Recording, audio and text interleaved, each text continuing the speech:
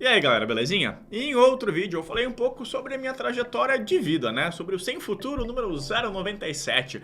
Da época de que eu tinha uma torcida organizada, né? E tinha muita briga aqui no sul. A gente tinha que estampar aqui na camisa, né? O número que você era e chegar lá, passar na revista no estádio e apresentar o documento. E o policial um dia olhou pra mim e disse: Sem Futuro número 097. E aquilo lá mexeu bastante comigo. E nesse vídeo, a galera comentou: Kleber, mas e como que foi a tua jornada profissional? Não só a jornada de vida. Bom, nesse vídeo eu vou contar um pouquinho. Eu também falei naquele vídeo que eu comecei minha vida como estagiário. Eu era office boy, né? Eu era office boy do escritório de contabilidade da minha família. E como eu sempre fui meio revoltado, meio contra da vida, eu acabei começando a trabalhar muito cedo. Eu tinha 14 anos e eu já trabalhava no escritório de contabilidade da minha família. Hoje é um escritório relativamente grande aqui na Serra. E, poxa, eu recebia R$300, eu saía da escola, almoçava e ia com meu pai pra trabalhar. E office boy, cara, já não é uma profissão muito grata, né? Você tem que ficar na rua, office boy vai, ó, de apezito buscar e levar as coisas. E, cara, talvez em São Paulo seja ruim, no Rio seja ruim, cara, mas aqui no Rio Grande do Sul é pior, é impossível. Você imagina que no verão tem temperaturas de 40 graus. E hoje, cara, eu tô aqui de manga curta, mas meu ar-condicionado tá tudão. Neste momento está exatamente 6 graus em Caxias do Sul, chovendo, com cerração. Cara, imagina andar na rua todo encharcado, eu tinha que estar com uma jaqueta, tinha que estar com um guarda-chuva. Às vezes eu pegava uma pilha de documentos, porque naquela época eu tinha que pegar o documento, a nota fiscal, de compra, de saída, enfim, cara, levar todos esses documentos para a contabilidade. Eu tinha que buscar esses documentos nos clientes que eram mais centrais, assim, né? Fora esses clientes mais centrais, eu tinha que ir num cliente que era muito longe, mas longe pra caramba aqui na cidade, que era um frigorífico. Cara, eu pegava o ônibus que era mais longe na cidade, eu levava quase 1 hora para chegar lá. E tinha que caminhar mais um pouco e lá, como é uma empresa grande, um frigorífico, cara, tinha um calhamaço de papel. Então eu enchia minha mochila, saía pesado. E às vezes eu saía com a mochila pesada, imagina, carregando papel. E as duas mãos cheias, às vezes com sacola, cara. Então foi uma época terrível. Até que eu me formei na escola e entrei para a Faculdade de Ciências Contábeis, que é uma faculdade muito bacana, é muito legal ser contador. Só que o problema é que é legal ser contador de uma grande empresa, de uma empresa que está preocupada com os seus números. E quando a gente fala de empresas de escritórios de contabilidade, cara, a maioria imensa, a imensa esmagadora maioria dos clientes são de pequenas empresas. É um cara que tem um mini supermercado, é um cara que tem uma loja pequena. Não são pessoas que estão de fato ultra mega giga preocupadas com as finanças da empresa, ou são empresas que ainda têm o costume de sonegar impostos, né? Não vendendo um cartão de crédito, não passou pelo banco, vendeu um dinheiro, cara, não tira nota fiscal.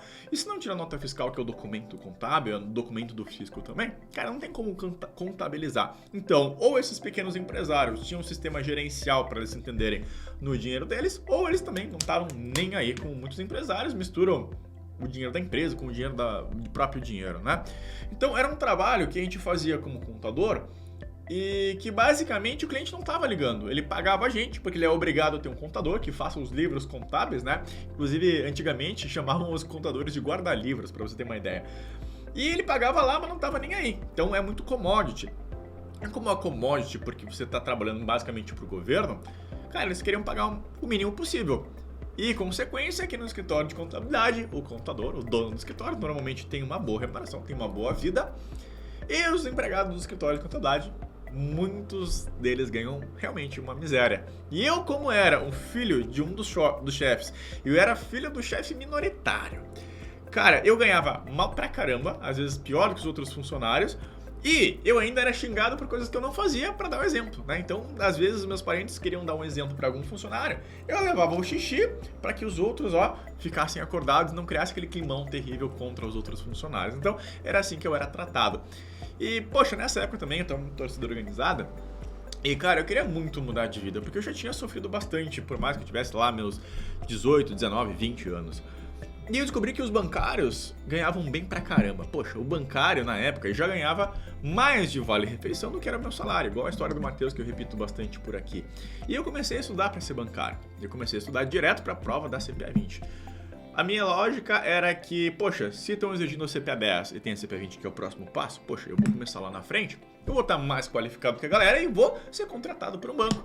E adivinha Sucesso, foi isso que aconteceu. Eu fiz uma entrevista no Santander, a gerente geral aqui da agência me chamou para ocupar uma vaga, só que a família da minha esposa me chamou. Eles me convidaram para ser o financeiro da imobiliária deles. Uau, né? E qual que era a vantagem? Cara, eu ganhava muito mais aqui no banco. E aí, né, necessidade, precisava de dinheiro, ó. 2 cifrõezinhos nos olhos aqui, pá, aceito, obviamente.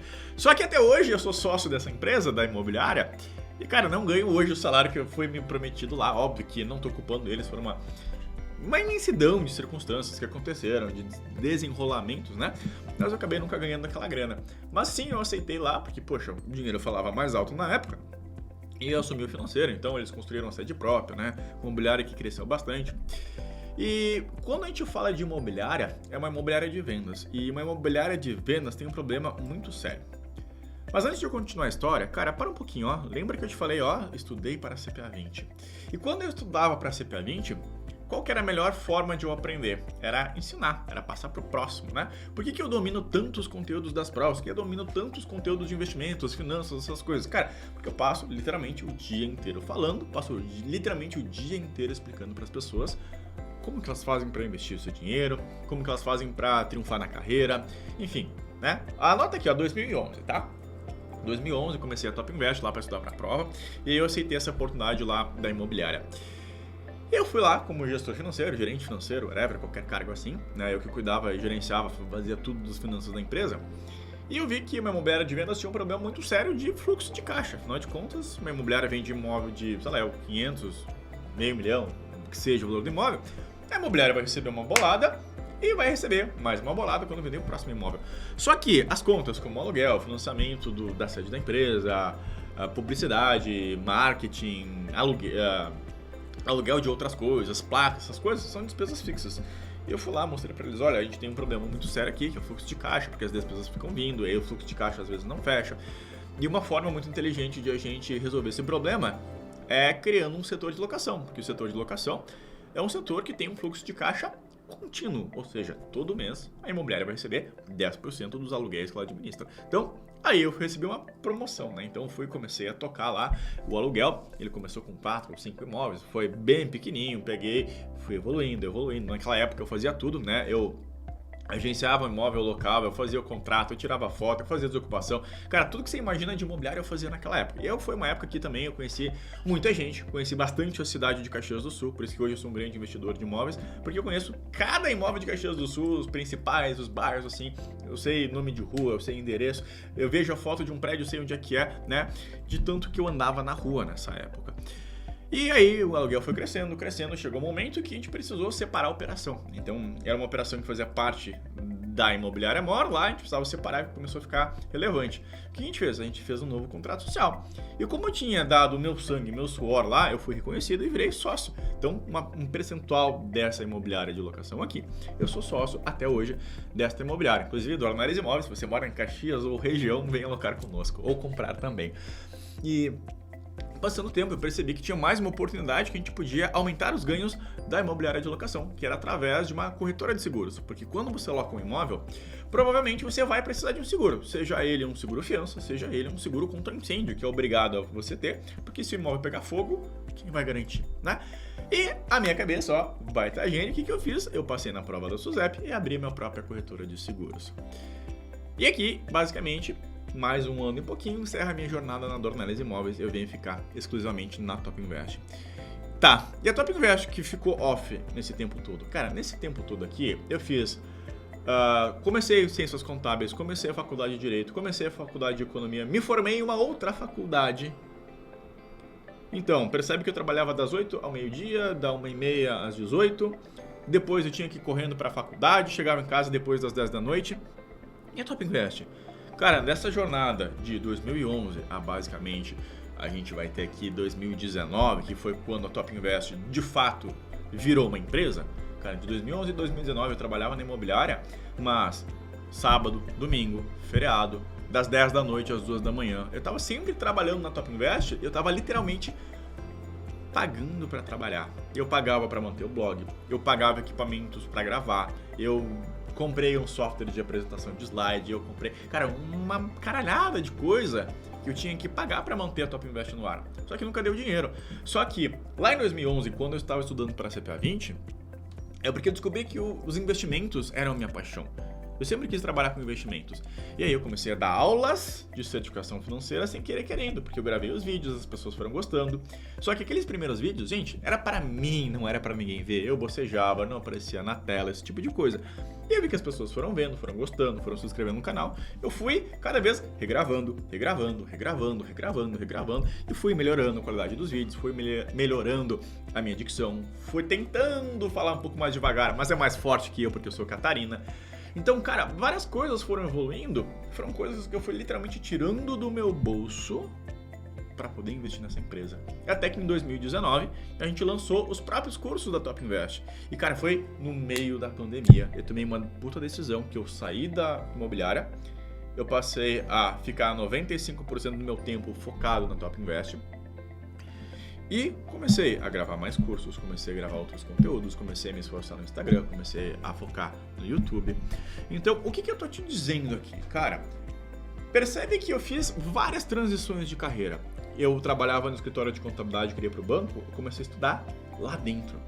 Eu trabalhava na corretora de imóveis, lá dentro eu já estava construindo um outro negócio. Eu acho que esse negócio de só ter um plano A, cara, é muito lindo no papel, mas às vezes não é pra nós, pessoas normais. Eu sempre tenho um plano B. Cara, hoje eu tenho um plano B. Eu tenho outros negócios na cabeça, eu tenho outros negócios que estão engatilhando. Eu já alcancei minha independência financeira, então posso viver de renda, posso tirar um ano sabático, inventar uma outra coisa. Mas, cara, sempre tem um plano B para tua carreira. Esse é o meu conselho, é isso que eu faço para minha carreira.